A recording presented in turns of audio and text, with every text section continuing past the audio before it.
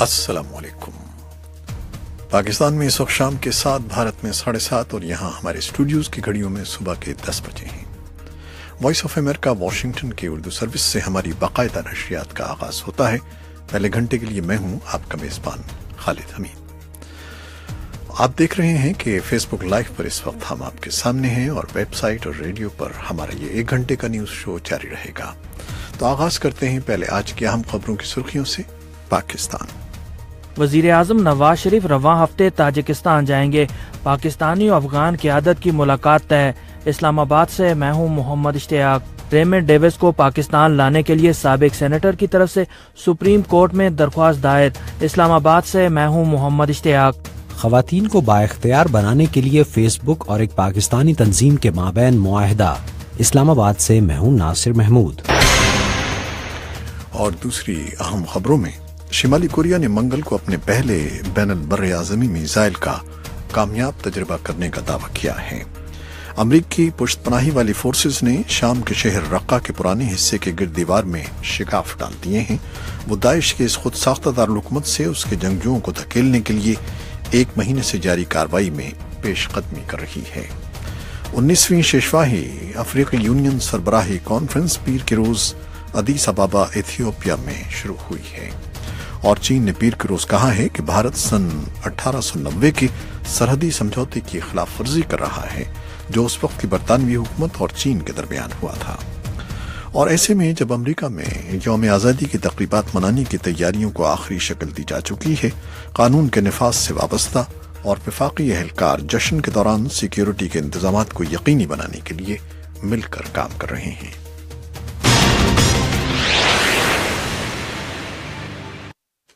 خبریں اب تفصیل کے ساتھ۔ پاکستان اور افغانستان کے سربراہوں کے درمیان اس ہفتے کے آخر میں تاجکستان میں ملاقات ہو رہی ہے، جو 1 مہینے میں وزیر اعظم نواز شریف اور افغان صدر اشرف غنی کے درمیان دوسری بالمشافہ ملاقات ہوگی۔ اس ملاقات میں 2 طرفہ امور اور علاقائی معاملات پر بات چیت کی توقع کی جا رہی ہے۔ اسلام آباد سے اس کے بارے میں تفصیل دیں گے محمد اشتیاق۔ پاکستان اور افغانستان کی قیادت کے درمیان رواں ہفتے تاجکستان میں ملاقات طے ہے۔ ایک سرکاری بیان کے مطابق وزیر اعظم نواز شریف 5 جولائی کو ایک اعلیٰ سطحی وفد کے ہمراہ تاجکستان کا 2 روزہ دورہ کریں گے۔ 1 ماہ سے بھی کم وقت میں پاکستان کے وزیر اعظم نواز شریف اور افغانستان کے صدر اشرف غنی کے درمیان یہ دوسری براہ راست ملاقات ہوگی۔ گزشتہ ماہ شنگھائی تعاون تنظیم کے قازقستان کے دارالحکومت آستانہ میں ہونے والے سربراہ اجلاس کے موقع پر دونوں رہنماؤں کے درمیان ملاقات ہوئی تھی۔ تاجکستان بجلی کی ترسیل کے منصوبے کاسا 1000 میں شامل 4 ممالک کے اجلاس کی بھی میزبانی کرے گا۔ اس منصوبے میں پاکستان، کرغزستان، افغانستان اور تاجکستان شامل ہیں۔ وزیر اعظم ہاؤس سے جاری ایک بیان میں کہا گیا کہ 4 ملکی اجلاس کے موقع پر پاکستان، افغانستان اور تاجکستان کی قیادت کی 6 فریقی ملاقات بھی ہوگی، جس میں علاقائی صورتحال اور باہمی دلچسپی کے امور پر بات چیت کی جائے گی۔ جون کے آخری ہفتے میں چین کے وزیر خارجہ وانگ یی نے کابل میں افغان قیادت سے ملاقاتوں کے بعد اسلام آباد کا دورہ کیا تھا۔ اس دورے کے دوران ہونے والی ملاقاتوں کے بعد پاکستان، افغانستان اور چین نے کابل اور اسلام آباد کے درمیان مسائل کے حل کے لیے ایک حکمت عملی وضع کرنے پر اتفاق کیا تھا۔ رواں ہفتے ہی امریکی سینٹ کی آرمڈ سروسز کمیٹی کے سربراہ سینیٹر جان مکین کی قیادت میں 5 رکنی وفد نے پاکستان کا دورہ مکمل کیا، جس میں دیگر امور کے علاوہ افغانستان امن عمل اور اس میں پاکستان کے کردار پر بھی بات چیت کی گئی۔ دریاسنا تاجکستان کے صدر امام علی رحمانوف کی دعوت پر کیے جانے والے اس دورے کے دوران پاکستان اور تاجکستان کی قیادت تجارت، سرمایہ کاری، توانائی، مواصلاتی رابطے اور اقتصادی شعبوں میں تعاون پر بات چیت کرے گی۔ وزیر اعظم ہاؤس سے جاری بیان کے مطابق دونوں ملکوں کی قیادت اسٹریٹجک شراکت داری اور علاقائی یکجہتی سے متعلق ایک مشترکہ اعلامیے پر بھی دستخط کرے گی۔ محمد اشتیاق، وائس آف امریکہ، اسلام آباد۔ پاناما کیس کی تحقیقات کرنے والی ٹیم نے 5 جولائی کو وزیر اعظم کی صاحبزادی مریم نواز کو طلب کر رکھا ہے، جس پر حکمراں جماعت میں تحفظات پائے جاتے ہیں، جبکہ حزب مخالف کی جماعتیں مختلف نقطۂ نظر رکھتی ہیں۔ لاہور سے کنور عبد الرحمان نے اس سلسلے میں حکمراں پارٹی اور حکومت مخالف جماعتوں کے رہنماؤں سے گفتگو کی۔ آئیے سنتے ہیں ان کی رپورٹ۔ वज़ीर-ए-आज़म नवाज शरीफ के असासों की छानबीन के लिए बनने वाली मुश्तरका तहकीकाती टीम में जूजू वज़ीर-ए-आज़म की साहबजादी की पेशी करीब आ रही है। सियासी रहनुमाओं के बयानात में भी तेजी आती जा रही है। हुक्मरान जमात मुस्लिम लीग नून और तहरीक इंसाफ के रहनुमाओं में तुंदो तेज जुमलों का तबादला हो रहा है। हुक्मरान जमात मुस्लिम लीग नून और तहरीक इंसाफ के रहनुमाओं में तुंदो तेज जुमलों का तबादला हो रहा है। लाहौर से मैं हूं कुंवर रहमान खां। तफसील होंगी कुछ देर बाद।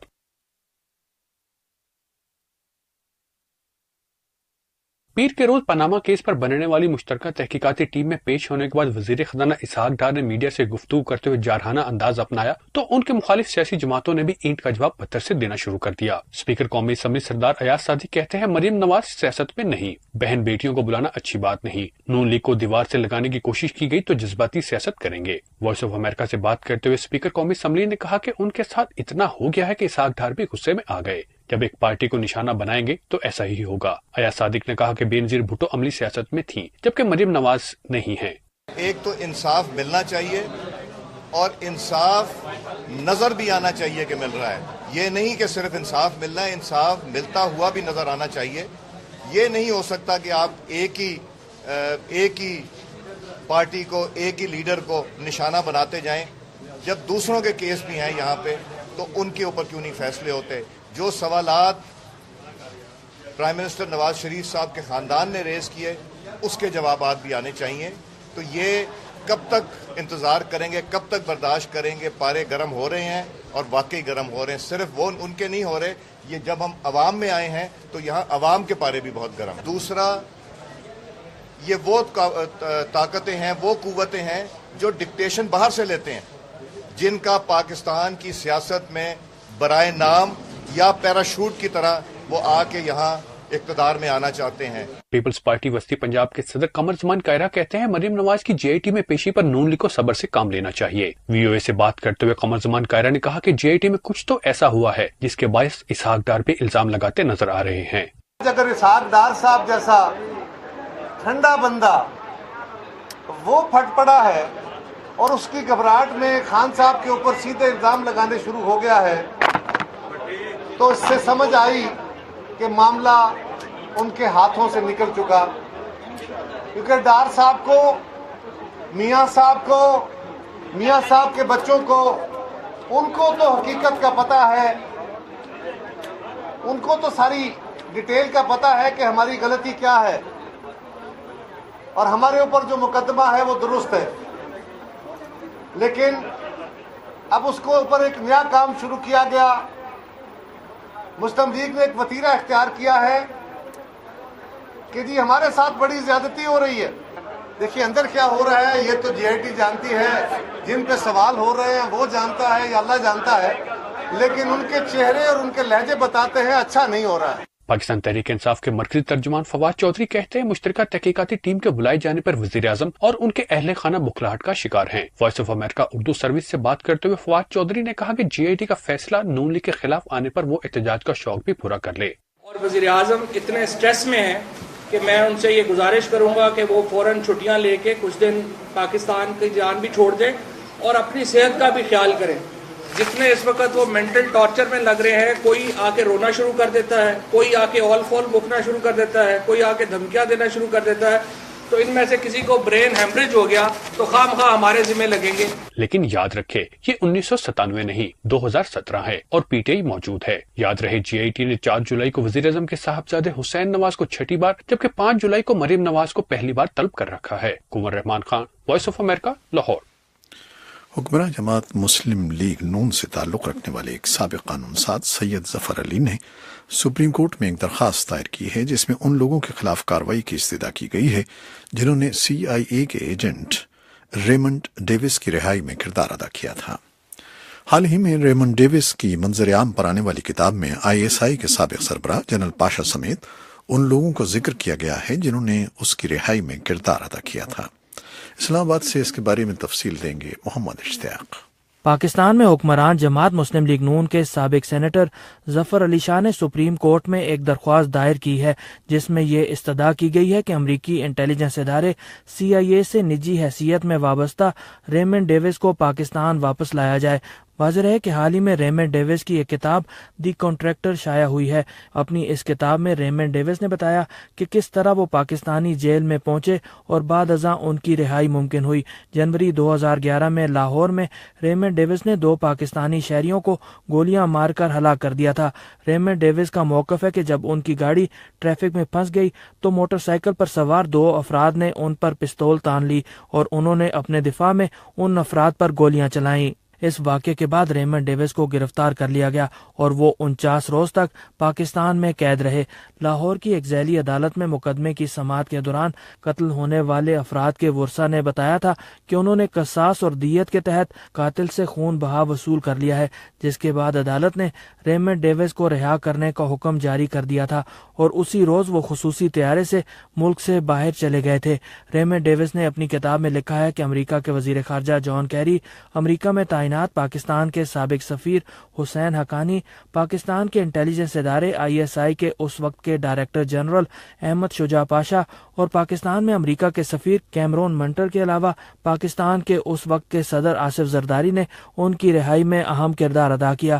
ریمنڈ ڈیوس کی کتاب منظر عام پر آنے کے بعد ایک مرتبہ پھر یہ معاملہ پاکستان میں موضوع بحث بنا ہوا ہے اور مختلف حلقوں کی طرف سے کتاب میں کیے گئے انکشافات کے بعد ملک کے اداروں کے بارے میں سوالات اٹھائے جا رہے ہیں۔ اسی تناظر میں حکمران جماعت مسلم لیگ نون کے سابق سینیٹر ظفر علی شاہ نے سپریم کورٹ میں ایک درخواست دائر کی ہے۔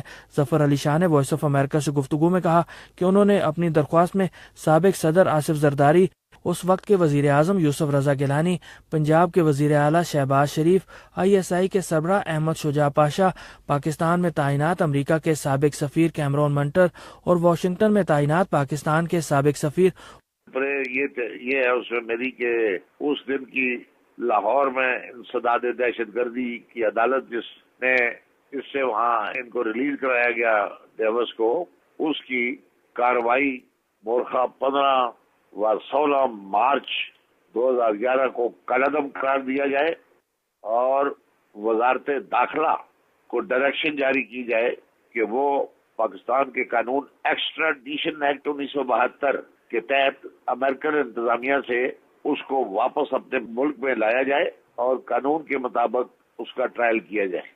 سپریم کورٹ بار ایسوسی ایشن کے سابق صدر اور سینئر وکیل علی ظفر نے وائس آف امریکہ سے گفتگو میں کہا کہ جس طرح ریمنڈ ڈیوس کی رہائی عمل میں آئی وہ یقیناً ملک کے عدالتی نظام پر ایک سوالیہ نشان ہے، تاہم ان کا کہنا ہے کہ ماضی میں ایسی کوئی مثال نہیں ملتی کہ اس طرح رہائی پانے والے کسی غیر ملکی شخص کے بارے میں سپریم کورٹ نے کوئی حکم دیا ہو۔ محمد اشتیاق، وائس آف امریکہ، اسلام آباد۔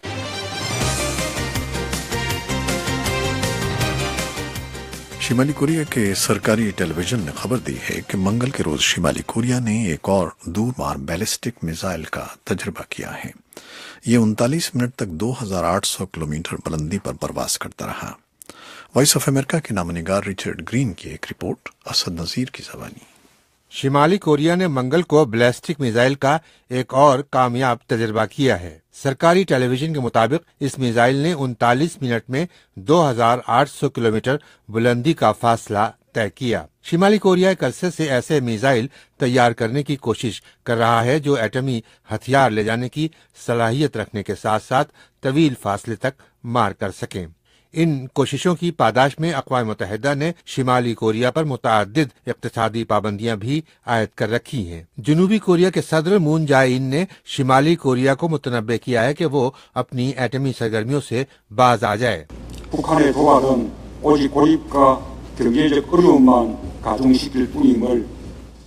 جنوبی کوریا کے صدر کہہ رہے ہیں کہ شمالی کوریا کو یہ علم ہونا چاہیے کہ ایٹمی اشتعال انگیز کارروائیوں سے وہ مزید اقتصادی مشکلات کا شکار ہو سکتا ہے۔ شمالی کوریا کے ایٹمی ہتھیار اور میزائل ہمارے لیے زندگی اور موت کا مسئلہ بن چکے ہیں اور ہم اس خطرے کو کسی صورت برداشت نہیں کریں گے۔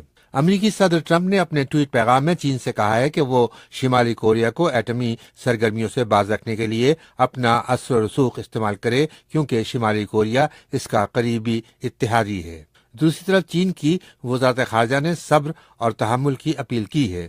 وزارت خارجہ کے ترجمان جینگ شوانگ کے الفاظ: 当前半岛局势复杂敏感，我们希望所有的有关各方都能够保持冷静、克制。چینی وزارت خارجہ کے ترجمان کہہ رہے ہیں کہ اس وقت جزیرہ نما کے حالات پیچیدہ اور حساس ہیں۔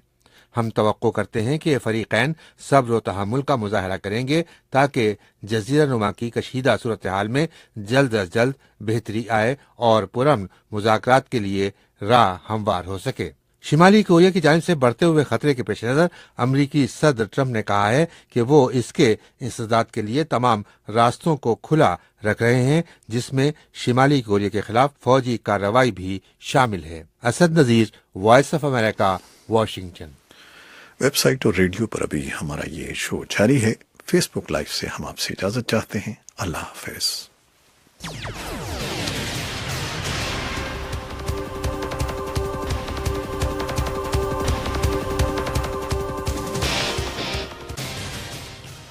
Voice of America